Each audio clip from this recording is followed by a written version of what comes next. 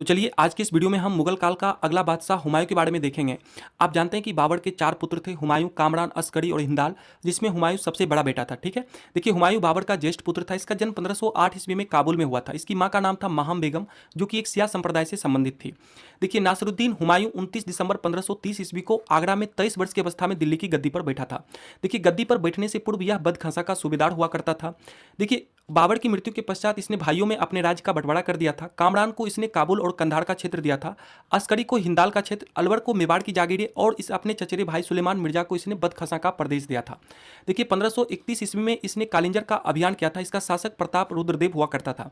देखिए 1532 ईस्वी में इसने चुनार दुर्ग पर आक्रमण किया था और इसे 4 महीनों तक यहाँ पर घेरा डालकर रखा था। शेर खां ने बाद में इसकी अधीनता स्वीकार कर ली थी। अब जानिएगा कि चुनार दुर्ग को पूर्वी भारत का प्रवेश द्वार कहा जाता है। ठीक है, देखिए 1532 ईस्वी में इसने रायसीन के महत्वपूर्ण किले को जीता था। देखिए 1533 ईस्वी में इसने दीन पनाह नामक नए नगर की स्थापना की थी। देखिए हुमायूं के द्वारा लड़े गए 4 प्रमुख युद्ध कौन कौन से हैं? देवड़ा, चौसा, बिलग्राम और सरहिंद का युद्ध। ठीक है, देखिए चौसा का युद्ध 1539 ईस्वी में लड़ा था, जिसमें शेर खां ने इसे पराजित किया था और शेर खां ने इसमें शेरशाह की उपाधि धारण की थी। देखिए चौसा के युद्ध में ही एक निजाम नामक भिश्ती ने हुमायूं की जान बचाई थी। तो बाद में जब 1555 में यह दिल्ली की गद्दी पर दोबारा बैठा था, तब एक दिन के लिए इसे दिल्ली की गद्दी पर निजाम को बैठाया था।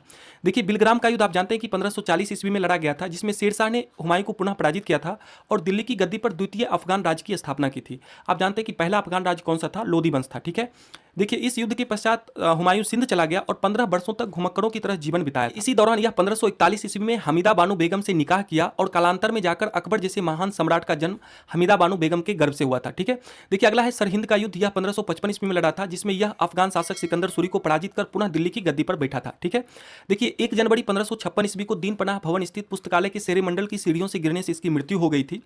देखिए लेनपुल इसकी मृत्यु पे लिखता है कि हुमायूं जीवन भर लड़खड़ाता रहा और लड़खड़ाते हुए ही अपनी जान भी दे दी। ठीक है, देखिए हाजी बेगम ने हुमायूं के मकबरे का निर्माण दिल्ली में करवाया था। इसका वास्तुकार कौन था? तो याद रखिएगा मीरक मिर्जा गयास। ठीक है, यह प्रथम दोहरा गुंबद वाला मकबरा था। हुमायूं का मकबरा प्रथम दोहरा गुंबद वाला मकबरा था। ठीक है, देखिए यही है हुमायूं का मकबरा। ठीक है, देखिए इसे हुमायूं के मकबरा को ताजमहल का पूर्ववर्ती भी माना जाता है। देखिए अकबर के कहने पर इसकी बहन गुलबदन बेगम ने हुमायूंनामा की रचना की थी। गुलबदन बेगम हुमायूं की बहन और बाबर की पुत्री हुआ करती थी। देखिए हुमायूं ज्योतिष में विश्वास रखता था, इसलिए सप्ताह के 7 दिन अलग अलग रंग के कपड़े पहनने के नियम बना रखे थे। देखिए हुमायूं द्वारा सर्वप्रथम स्वर्ण सिक्के जारी किए गए थे। देखिए चित्रकला की मुगल शैली का प्रारंभ सर्वप्रथम इसी के समय में हुआ था। चित्रकला से संबंधित अगर प्रश्न आए तो आप लोग आंख मूंद के जहांगीर मारते, ऐसा नहीं है। ठीक है, तो चित्रकला की मुगल शैली का प्रारंभ सर्वप्रथम इसी के समय में हुआ था और इसने ही चित्रकारी के लिए सर्वप्रथम कारखाने भी बनवाए थे। ठीक है, तो चलिए इस वीडियो में इतना ही रखते हैं। अगला वीडियो में हम शेरशाह सूरी के बारे में पढ़ेंगे।